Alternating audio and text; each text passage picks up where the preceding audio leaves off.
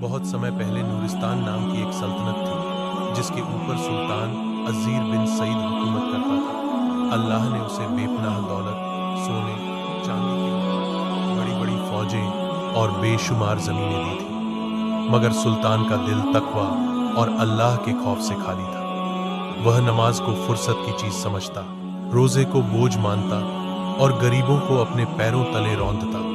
उसकी जुबान पर हमेशा घमंड और दिल में यह गुमान था कि इस दुनिया में कोई उसका हिसाब नहीं ले सकता। गरीबों से जबरदस्ती टैक्स लिया जाता, बेवाओं की फरियाद दरबानों के दरवाजों पर दबा दी जाती और जो भी हक की बात करता वह जेल में डाल दिया जाता। उसकी महफिलें शराब और गाने बजाने से भरी रहती और दरबारी उसकी झूठी तारीफों के पुल बांधते ताकि उसका दिल और बड़ा हो। एक दिन महल के दरवाजे पर एक बूढ़ा फकीर आया।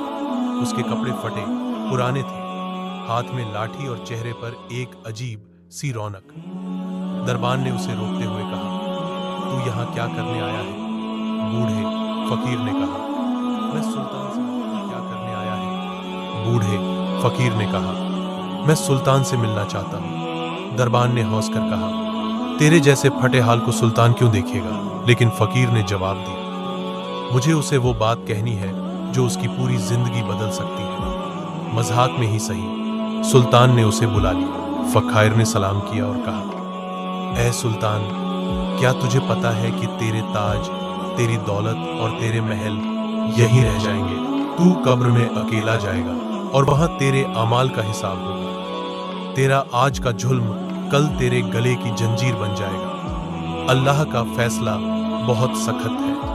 कब्र या तो जन्नत का बाग है या जहन्नुम का गड्ढा। सुल्तान को गुस्सा आ गया और बोला, ये बातें सुनाने तू कौन होता है? फकीर ने कहा, मैं वो हूं जिसे तू भूल गया, लेकिन अल्लाह ने नहीं भुलाया। तू भूल गया कि क़यामत के दिन मिज़ान में तेरे अमाल तोले जाएंगे। अगर तेरे गुनाह भारी हुए तो तू पुल सिरात से गिरकर जहन्नुम की आग में जाएगा। फिर उसने कुरान की आयत पढ़ी, हम क़यामत के दिन इंसान के अमाल का पूरा हिसाब लेंगे और किसी पर जुल्म नहीं होगा। सूरह अंबिया 47। सुल्तान ने हंसते हुए कहा, ये सब कहानियां हैं। हंसते हुए कहा, बूढ़े, ये सब कहानियां हैं। कोई नहीं ले सकता। बूढ़े, यहाँ मेरा हिसाब कोई नहीं ले सकता। फकीर ने आखिरी बार कहा, याद रख, मौत का फरिश्ता तेरे दरवाजे पर बिना इजाजत आएगा। फिर न तेरा ताज काम। रात आई तो सुल्तान को एक अजीब सपना आया और उसने देखा कि वह एक सूने मैदान में अकेला खड़ा है। आसमान काला है, जमीन कांप रही है और दूर एक बहुत बड़ा मिज़ान तुला और दूर एक बहुत बड़ा मिज़ान तुला, जिसमें एक तरह अच्छे अमाल और एक तरफ बुरे आमा है, वे सामने रखा है। उसके चारों तरफ लाखों लोग हैं, बादशाह, गरीब, मर्द, औरतें, सब नंगे पांव, भूखे प्यासे, पसीने में डूबे हो। कोई किसी की मदद नहीं कर रहा। फिर एक फरिश्ता उसकी तरफ आया और कहा, चल, तेरा हिसाब शुरू होगा। सुल्तान ने देखा कि उसके अच्छे काम